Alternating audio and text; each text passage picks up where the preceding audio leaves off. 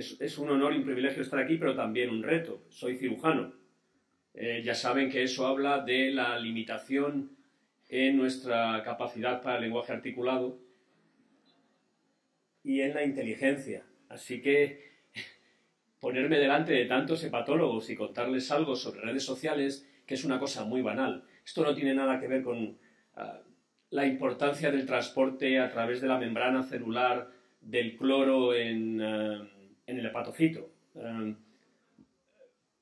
Que podría hablarlo, pero no es lo que vengo a hablar. Vengo a hablar de una cosa muy corriente, que es las redes sociales. Y lo que quiero contarles son 4 cosas. Primero, ¿qué son las redes sociales? ¿Y qué hago yo ahí? ¿A qué me dedico dentro de las redes sociales? A continuación, un poquito más profundo, meternos aunque por encima, hablar de las bases sociológicas que hacen que las redes sociales sean importantes. Al fin y al cabo, tanto su fundación como su asociación son una red social. Las oportunidades que hay en redes sociales digitales y finalmente algunos ejemplos de lo que se puede hacer, de lo que se está haciendo y alguna sugerencia para el futuro. No es necesario contarles que Facebook aparece en el año 2004, hay incluso grandes películas que narran las razones por las que un individuo en Harvard que no es médico, es decir, es un fracasado, en Harvard si no eres médico no te comes nada, monta una red social para facilitar el intercambio de información con sus pares, fundamentalmente del sexo opuesto. La información que quería intercambiar era puramente genética. Cuando se superan los 40 años ya empieza uno a pensar en la memética, en las ideas, pero a los 20 y tantos, y siendo un friki, un geek en Harvard, o te montas algo original o no consigues nada. Pero como veréis, el año 2003 aparece LinkedIn, no es tan potente como Facebook, porque claro, la motivación no es la misma buscar trabajo que buscar pareja, efectivamente no es lo mismo. LinkedIn tiene 100 millones, un poquito más de cuentas activas, frente a Facebook que tiene pues, las que ustedes quieran. Es un país enorme, probablemente más grande que China ahora mismo. Pero estos son redes sociales. No es hasta que aparece YouTube que entramos en los medios de comunicación social. ¿Qué diferencia hay? Es una diferencia muy importante.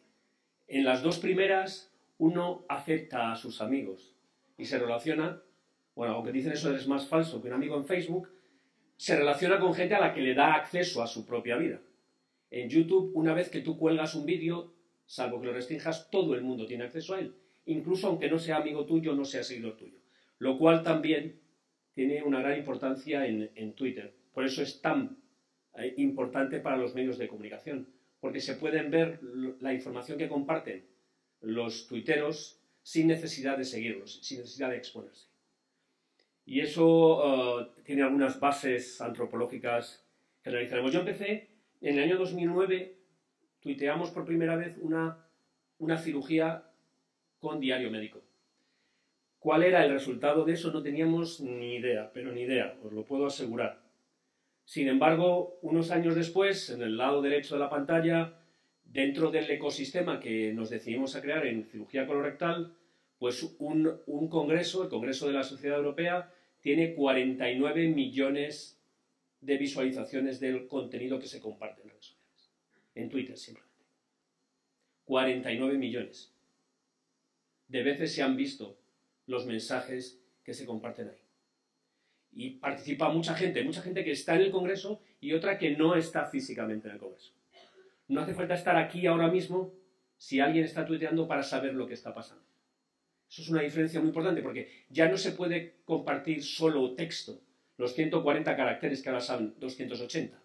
Se puede compartir vídeo en tiempo real, se puede hacer streaming, se pueden compartir fotografías, se pueden compartir links a texto. Esto cambia muchísimo lo que se hacía. Además de eso,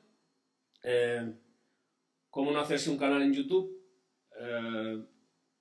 en el que de vez en cuando pongo un podcast? Eso de hacer radio es interesante más que hacer películas, donde también uno puede medir exactamente qué resultados se está obteniendo. Todo esto tiene una analítica detrás. Hay datos cosa que antes era mucho más difícil. Bueno, sí, la presidenta ha dicho cuántos socios tiene, cuántos se han unido, 800, pero ahora, aquí empezamos a hablar de millones, no de decenas. La magnitud es diferente.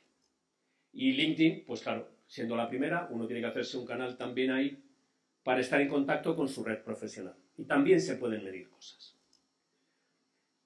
Pero lo importante es qué son las redes sociales desde un punto de vista sociológico. Y este es Nicholas Christakis, es un médico y sociólogo, está en Yale, que es quien mejor ha analizado el funcionamiento de las redes sociales. Las redes sociales es la gran ventaja de los seres humanos comparado con cualquier otro animal. Los animales hacen manadas, los pájaros forman grupos que se mueven muy bien, incluso los estorninos hacen bonitos vuelos en Oxford, están puestos en YouTube, pero la ventaja de los seres humanos es conectarse dentro de esta red y transmitirse cosas. ¿Y cómo puedes influir en alguien que no tiene una relación directa contigo? Esto es muy importante cuando uno vive en la sabana y se acerca un león y tiene que empezar a comunicar dentro del grupo que hay que salir corriendo porque viene un león y hay que salvarse. Evolutivamente tiene un enorme beneficio. Y además, no todos los individuos están colocados en el mismo sitio. Los periféricos tienen unas ventajas, tienen algunos inconvenientes. Pasaremos a analizar ahora. Pero es Christakis quien mejor ha comprendido que las redes sociales, no solo las convencionales como esta, sino las digitales, tienen un enorme poder para transformar nuestra sociedad. Y lo hacen las redes sociales digitales en 4 acciones, 2 de ellas comunes a las redes sociales convencionales y 2 específicas. La primera es la conexión individual, que crea una estructura. Todos ustedes están conectados ahora mismo en la asociación para crear la asociación. Y hay una relación entre ustedes. Eso crea estructura. Un ecosistema donde se puede lanzar información. Y esa es la segunda, el contagio social, la infección. Las ideas como vectores que permiten ir infectando a cada uno de los individuos de esa red. La ventaja de las redes sociales digitales es que estimulan enormemente nuestro ego. Siendo cirujano, esto parece redundante. Pero claro, que a uno le den, cuando uno comparte algo en una red social, que le den un like, que le den un me gusta, eso, aunque no sean cirujanos, les aseguro que les encanta. Porque a todos los seres humanos nos encanta que nos quieran y nos encanta agradar. Salvo House, si tienen lupus. Pero a todos los demás nos encanta que nos pasen la mano por la espalda. Y que nos digan qué brillantes, qué listos, qué cosa tan bonita acabas de compartir. Incluso a los más descreídos. Claro, pero esto aquí es inmediato. Compartes una foto, le dan al like, eso es otro subidón de oxitocina. Y claro, esto tiene una enorme capacidad de producir adictos. Que después, además, lo puedes cuantificar y presentar a los demás. Puedes decir, ahí tengo tantos me gustas. Fijaos que yo tengo más me gustas que tú.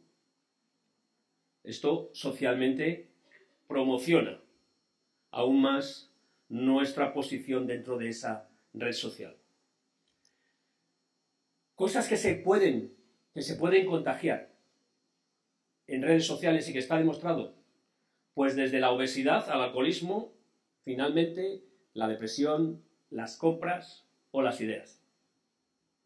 Por eso Trump está en redes sociales, por eso tuitea tanto. Porque lo que él dice define la realidad, marca el discurso. Y ahí hay ciencia que lo demuestra. De hecho, la ideación suicida se extiende muy fácilmente por redes sociales, las alteraciones alimentarias se extienden por redes sociales y se convierten en un peligro potencial. que nos resulta difícil manejar porque esto cambia la manera convencional que teníamos de regular nuestras relaciones. Lo hacemos de manera diferente.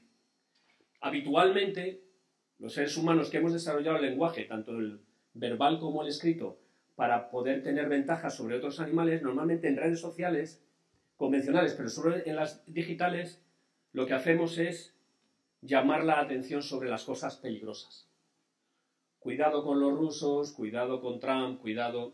Esto es común desde que éramos un animal, un Homo sapiens poco evolucionado. Lo primero que interesaba en el lenguaje es que viene el león, o que hay peligro, cuidado. Este es el mensaje que veis habitualmente en redes sociales. Todo el mundo nos alerta de lo malo que es la homeopatía, de lo peligroso que es el Brexit. Cuidado, cuidado, cuidado. Y esto atrae mucha atención, pero termina por cansar. Lo siguiente y más importante que hacemos los seres humanos es chismorrear. Y las redes sociales son excelentes, pero es que chismorreamos también cuando no hay redes sociales digitales. Yo como director del clínico tengo que escuchar frecuentemente La Paz tiene, el 12 va, el Gregorio ha, o el Ramón le ha comprado, y vienen, es el chismorreo habitual. La mayoría de ustedes no se levantan por la mañana, van a desayunar aquí al hotel y empiezan a hablar del canalículo hepático. ¿No? Hablan de cosas normales, de quién es quién dentro de la sociedad, quién va a ser el nuevo presidente o la nueva... Y eso es lo que nos contamos habitualmente, y eso, magnificado, es lo que hacemos en las redes sociales, digitales. Pero la potencia de las redes sociales digitales es que, como todos los seres humanos, somos capaces de crear y difundir cosas que todavía no han ocurrido, pero que nos gustarían. Que podemos ver y compartir ideaciones, futuros, no existentes, pero a los que queremos llegar. Y al pensarlos y compartirlos, los creamos. Es aquello de, si puedes soñarlo, puedes hacerlo. Esa es la gran potencia, desde mi punto de vista, de las redes sociales digitales. Porque podemos ir más allá. Nos han enseñado a todos, a ustedes y a nosotros, aunque seamos cirujanos, a competir. Ese ha sido el modelo convencional. Y queremos competir, queremos ser mejor que La Paz mejor que el Gregorio mejor que el Clinic mejor que el Luca. Porque nos han seleccionado así desde pequeñitos. Hemos tenido que ser muy listos para aprobar el bachillerato, sacar la selectividad, luego hacer la carrera, luego sacar el MIR. Pero esto no nos va a llevar en sí mismo a ser mejores como sociedad, como red social, ni siquiera dentro de la asociación. Lo segundo, lo que nos han enseñado y está relacionado con eso del gossip, del chismorreo, es a compararnos. Que de manera fina se llama benchmarking en lo nuestro. Pero esto no es más que chismorreo. ¿Qué tiene el otro? El gran reto dentro de las redes sociales y las redes sociales digitales es la capacidad de hacer cosas que empiezan por CEO, por co, como conectar, comunicar, coordinar, colaborar. Eso nos hace más potentes como individuos. Cooperar, co-crear, cohesionar, cohabitar. Tenemos que ir abandonando el lado de la izquierda dentro de las redes sociales para poder convertirnos en mejores. El reto no es ser más, es ser mejor. Y eso era lo que quería decir yo con esta frase que me pusieron hace poco en la revista de la Organización Médica Colegial. Y es cómo, a través de la utilización de las redes sociales, podemos convertir nuestro conocimiento en valor social. No solo para nuestra red más próxima, no solo para nuestra asociación, nuestro grupo, sino para todos aquellos a los que les tenemos que devolver esa inversión que hicieron en nosotros para obtener conocimiento. Lo que frecuentemente alguien que se asoma a las redes sociales digitales pregunta es ¿qué hay de mi identidad digital? La identidad digital no depende de lo que uno quiere. La identidad digital es la huella que uno deja simplemente por estar en Internet. Y no pueden hacer nada. No, yo es que no quiero tener. Bueno, pues si no tienes, peor. Si eres un profesional sin huella en Internet, ya empiezas a ser dudoso. Eso es una forma de dejar huella. O sea, si cuando te presentan, te googlean y no apareces en las 10 primeras entradas, ya tenemos un problema. Segundo es la reputación digital. La reputación digital es lo que los demás piensan de nosotros viéndonos en Internet y en las redes sociales. Y eso no está bajo nuestro control. Eso es totalmente subjetivo, depende de lo que los demás perciben. Y finalmente está la marca. La marca, esa sí que es totalmente personal y es lo que uno quiere vender de sí mismo. Tanto como individuo, como ecosistema o como grupo. Ahí es donde uno debe definir qué es lo que quiere y la herramienta para conseguirlo.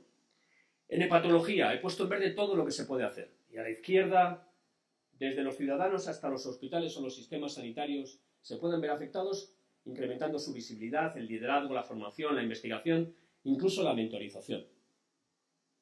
Vamos a ver algunos ejemplos de esto. La sociedad ya tiene un canal que lo que hace es compartir aquellas cosas que considera relevantes. Y no está mal, tienen 1000 seguidores. Que parece prácticamente los asociados. Pero simplemente para comunicarse entre ustedes, esto no debería ser suficiente, porque para esto hay otras herramientas más fáciles y menos arriesgadas desde el punto de vista de menor potencial de crisis de marca. Pero desde luego es una manera de estar ahí. Lo que pasa es que hay enorme miedo. ¿Qué pasa si? Ayer estaba en Dublín, he aterrizado esta mañana, tenía que venir, por cierto, con Ryanair, que traen una experiencia muy potente. Soy secretario electo del British Journal of Surgery y habíamos tenido un pequeño problema con alguien, un autor que nos había mandado un artículo y entonces pone en redes sociales, no lo habéis aceptado y ni siquiera lo habéis revisado. Entonces, cómo manejar eso es importante. Pero se pueden hacer otras cosas, hay otros ejemplos en hepatología. Las revistas tienen que estar, las sociedades están, pero las revistas tienen que estar. Además, se puede hacer información directamente al ciudadano. Nature publica infografías que... Yo siempre me he preguntado por qué los artículos científicos tienen abstract. Y claro, siendo cirujano, rápidamente llego a una conclusión. Es que no nos los leemos, los artículos. Nos leemos el abstract. Si no leyéramos artículos, no haríamos abstracts. Pues ahora ya la gente no quiere ni siquiera un abstract. Quiere un visual abstract. Una infografía donde resume los conceptos fundamentales. Es imposible con la cantidad que se publica de información que alguien pueda leerse todo lo que se publica en su especialidad. Y de hecho están teniendo mucho éxito. Pero se pueden hacer más cosas. Se pueden hacer reuniones como la ASLD, transmitirlas, hacer tweet chats, compartir información directamente para campañas con los ciudadanos. Y uno puede potenciar individualmente su marca personal. Esto es un ejemplo. Últimamente han salido los cirujanos más influyentes globalmente. Juan mencionaba, entonces, los 10 cirujanos más influyentes globalmente según un método de medida. En diciembre, en el 2017 éramos unos, empezando por Atul Gawande, ahí está Antonio Delazzi del Clinic, y los demás son americanos, y yo aparezco en el 8º, pero en el 2018 al principio ya he subido al 7º puesto. Esto gusta mucho, a la gente le gusta verse subir y bajar. ¿Qué significa? Pues no sabemos a veces muy bien, pero uno puede crearse su marca personal y convertirse no en el más influyente de su hospital o el más influyente de su sociedad, sino el más influyente globalmente. Siempre hay alguna métrica por la que pueden ser otros, pero esto es lo que sale a través del cloud. Además, tus publicaciones empiezan a ser cuantificadas en tiempo real. Uno de los retos que tenemos en una revista como la nuestra, nuestro publisher es Wiley, es Altmetric, que empieza a ser una métrica alternativa a la difusión de la ciencia o de investigación al factor de impacto. El factor de impacto tarda 2 años en llegarte Altmetric mide cómo se está comportando tu artículo en redes sociales. Y lo tienes en tiempo real desde que empiezas a compartirlo. Puedes medir el impacto inmediato de tu propia publicación y el tuyo. Twitter tiene una parte que se llama Twitter Analytics, donde uno monitoriza cuál es el resultado de la actividad que hace, que os lo contaba antes de la cuantificación. Pero además se pueden lanzar debates, tweet chats, conversaciones sobre temas específicos. Por ejemplo, la American Libre Foundation organiza tweet chats, se marca con un hashtag, que es la almohadilla, una determinada palabra. A partir de ese momento puede identificarse en el buscador de redes sociales y en el de Google, y con eso se lanzan normalmente 5 preguntas. Y cualquiera puede contestar, aportar, marcando su tweet con un hashtag, una opinión, y entrar a formar parte de ese ecosistema. Los canales de YouTube son también una herramienta muy potente en hepatología, y la American Liver Foundation comparte pequeños vídeos, no pueden ser muy largos, pequeños vídeos con opiniones de sus miembros. Los congresos han empezado a preocuparse cada vez más por cómo son percibidos no solo internamente, sino fuera de sus propias paredes durante el tiempo que se celebran. Y este es un artículo que nos acaban de aceptar en colaboración con un cirujano de Son Espaces sobre cuál ha sido la evolución de los congresos nacionales de cirugía y de las reuniones de cirugía a través de los años y cómo han ido. Veréis que empezamos en el 2013, no teníamos prácticamente, no teníamos ninguna impresión, no se compartía nada relevante, y en el año 2016 llegaban prácticamente a los 6 millones de impresiones de veces en las que los tweets habían sido vistos por gente dentro de la propia red. Todo eso, todo el conocimiento que se comparte de manera formal o informal a través de las redes, va a terminar por convertirse en eso que todo el mundo nombra, pero nadie sabe bien qué es, que es el Big Data.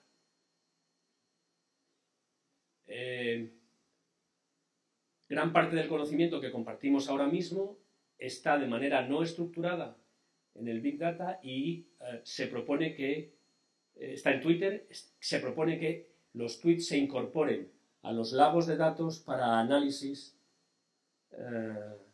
fino de, por ejemplo, resultados en salud. Y Graham Mackenzie, que está en Escocia, ha empezado a hacer análisis en enfermedades infecciosas. Además, toda esa estructura conectada termina generando ecosistemas, en los que la posición dentro del ecosistema habla sobre la capacidad que tiene el individuo para difundir conocimiento dentro de esa red. Estar periférico está bien, pero te mantiene fuera, te mantiene alejado de la conversación. Hay que buscar puntos centrales donde evidentemente hace más calor, en el sentido de que estás más expuesto a recibir ataques, pero es donde más tienes capacidad para hacer visible determinado contenido. Y ese es el caso de Colorectal Surgery, que es el ecosistema que creamos hace poco más de un año, que tiene esa estructura de los 25 más influyentes, y que, como veréis, ahora mismo podemos medir dónde se comparte. Estados Unidos, Reino Unido, Sudamérica, Brasil especialmente, España, Australia. Ahora, no solo sabes dónde se ve tu artículo, o cuántas veces editas tu artículo, sino quién lo está viendo y dónde. Como os dije antes, la investigación es ahora un área doblemente interesante, primero por la difusión de la investigación y segundo porque se convierte en un área de investigación en sí mismo. Analizar el funcionamiento de las redes sociales permite entender cómo los profesionales y los ciudadanos gestionan el conocimiento. Y además, a través de los visual abstracts, incluidos los vídeos, se pueden hacer animaciones, llegas no solo al consumidor habitual de investigación quirúrgica, científica en general, sino también a los ciudadanos que entienden cuál es la posición de tu área de conocimiento en el mundo. Dejando ya, casi para terminar, como ejemplos de cómo utilizar las redes sociales en algo tan, parece menor como crear un clima dentro de una institución. Antes de llegar a ser director médico en el Hospital Clínico San Carlos, creamos un hashtag que se llama Clínico en Twitter. Uno de los problemas, todos lo sabemos, uno de los problemas más importantes en nuestras organizaciones es la comunicación interna. Y dentro de la comunicación interna es que hay gente que nunca tiene voz. Los líderes, los Key Opinion Leaders, tienen mucha voz, pero hay mucha gente que trabaja y que hace cosas relevantes que se siente incomunicada o no bien percibida. Y utilizamos Clínico en Twitter. Los hospitales en Madrid, los que no son de Madrid, no sabrán que no tenemos opción de utilizar cuenta. Tenemos prohibido, somos, aunque el consejero luego me eche, somos en este sentido una comunidad liberal estalinista. No podemos tener cuenta de Twitter, ninguno de nuestros hospitales. Eso nos pone en desventaja con otros muchos, porque todos los demás están. ¿Qué hicimos? Como es imposible ponerle puertas al campo, no tenemos una cuenta en Twitter, pero creamos un hashtag donde todo el mundo puede compartir sin necesidad de referirse a la institución. Y nuestro hashtag clínico en Twitter y la comunidad que se ha creado alrededor de eso, pues en una medida de unos meses, 7 millones de impresiones, 2.000 tweets, 758 participantes, en los que hay desde gente del hospital, de la limpieza o la directora de enfermería, hasta pacientes o ciudadanos que quieren interaccionar con nosotros. Es una manera alternativa de poder crear ecosistema. Al final, casi para terminar, la mentorización. Ha sido un ejemplo como Rafa Bañares ha presentado a Jaume Bosch y cómo se ha demostrado que el impacto que tiene un mentor en la carrera de las personas y en el desarrollo del conocimiento y de un grupo, de un gran grupo que va más allá del físicamente en contacto con él en relación con las enfermedades hepáticas.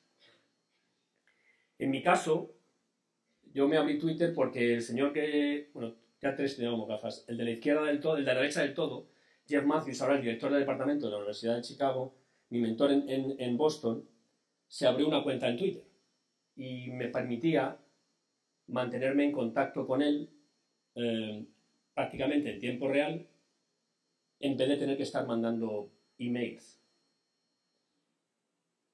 Pero sobre todo lo que me sirvió es para entenderle mejor, porque ahí compartía cosas personales, y mantenerme en contacto con los otros dos colegas, que uno está ahora en Illinois y el otro está en Nueva York, que coincidimos en los años 90 en Boston. Esto nos permite mantenernos en contacto con el mentor, ese hilo, ese cordón umbilical que nunca queremos terminar de cortar, porque nos sentiríamos solos, y por otro lado nos da un patrón con el que compararnos continuamente. Creo que para los profesionales más jóvenes, las redes sociales bien gestionadas tienen un enorme poder de mentorización. Y voy a terminar ya, creo que a tiempo. Todo esto tiene una enorme crítica. Y es convertirse en una Kardashian. Yo lo tengo asumido, ¿no? Hay gente que no, pero soy cirujano y lo tengo asumido.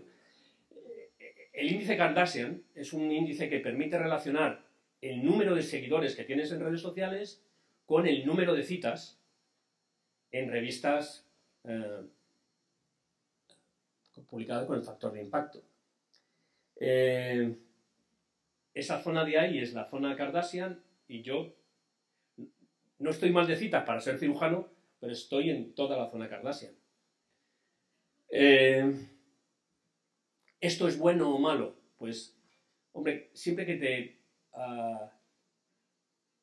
te comparan con las Kardashian, tiendes a pensar de ti mismo que eres enormemente popular, pero estás vacío. eres popular porque eres popular, porque eres popular, porque eres popular. Es una profecía autocumplida. Puede ocurrir. Hay que asumirlo. Estamos en una adolescencia y no sabemos cómo va a terminar esto. Empezamos a deformarnos. Pero decía un investigador joven en el blog de la London School of Economics que efectivamente los más jóvenes van a ser más Kardashians que los más mayores. Pero que los Kardashians son los que van a transformar el sistema de conocimiento en el futuro. Así que si quieren formar parte de esa transformación, lo que les invito es que se unan a las redes sociales y las utilicen para algo más que competir, para avisar de los peligros o para el chismorreo, que está bien, es muy humano. Hacerse selfies y salir no es nada malo. Utilícenlo para, por un lado, co-crear conocimiento y segundo, para poder compartirlo. Muchas gracias.